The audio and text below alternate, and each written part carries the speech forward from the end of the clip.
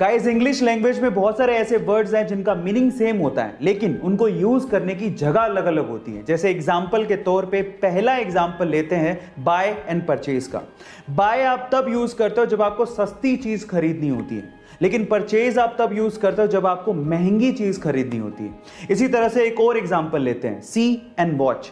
सी आप तब यूज करते हो जब आपको स्टेटिक यानी कि स्थिर चीज को देखना होता है, और वॉच आप तब यूज करते हो जब आपको डायनामिक यानी कि गतिशील चीज को देखना होता है ना। ये अमेजिंग फैक्ट। गाइस, ऐसे अमेजिंग फैक्ट्स के लिए यूट्यूब पे हमारे चैनल को सब्सक्राइब कर लीजिए। और अगर आप गाइस, एंशिएंट टाइम में यानी पुराने जमाने में हमारे इंटेलेक्चुअल्स को लगता था कि मैथ्स में एक ऐसा कोई सिंबल होना चाहिए विच रिप्रेजेंट्स नथिंग, यानी नथिंग को रिप्रेजेंट करने के लिए भी तो कोई सिंबल होना चाहिए। सो इसी को ध्यान में रखते हुए 5th सेंचुरी में एक इंडियन मैथमेटिशियन आर्यभट्ट ने जीरो को इन्वेंट किया।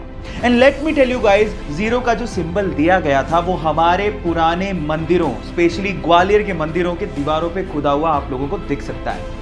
सो गाइस, अगर आप ये सोचते हैं कि जीरो की इन्वेंशन कोई बड़ी इन्वेंशन नहीं है, तो मैं आपको आपकी जानकारी के लिए बता देता हूं, अगर जीरो इन्वेंट नहीं हुआ होता ना तो बाइनरी लैंग्वेज नहीं आती, और बाइनरी लैंग्वेज नहीं आती तो एक कंप्यूटर लैपटॉप कुछ नहीं होते।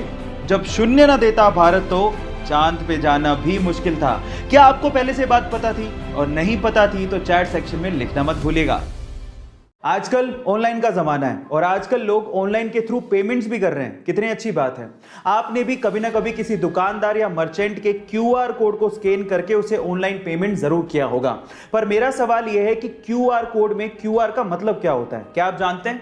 चलिए मैं आपको बताता हूं। इसका मतलब इसके काम में ही छिपा है।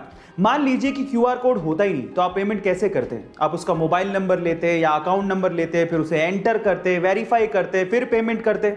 आजकल सिंपल हो गया है, आप सीधे क्या करते हो, क्यूआर कोड को स्कैन करते हो और पेमेंट कर देते हो। इसका मतलब आप पेमेंट को क्विकली रिस्पॉन्ड कर रहे हो।